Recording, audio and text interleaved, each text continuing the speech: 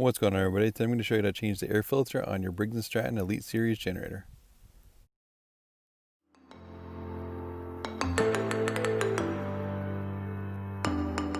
The only thing you're going to need for this job is a flathead screwdriver and the replacement air filter itself, and I'll leave a link in the description below for this one.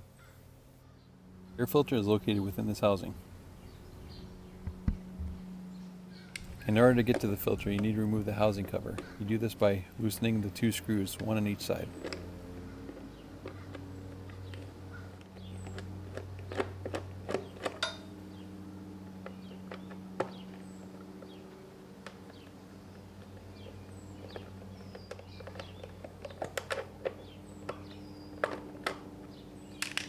Then remove the housing cover and place it on top of the engine.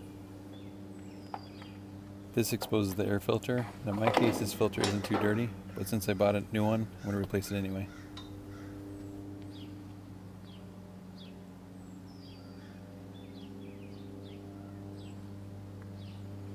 And here's what the new one looks like. I'll leave a link in the description below for this one. To remove the new one from the packaging, just double check and make sure you got the correct one.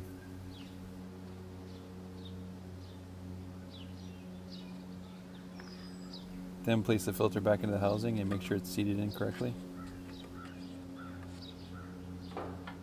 Then reinstall the filter housing cover and tighten up the two screws.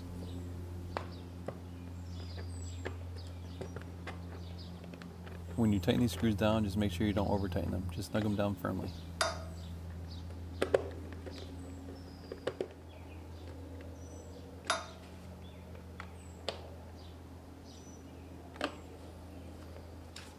Then if you want to, start up the generator to make sure it's running correctly.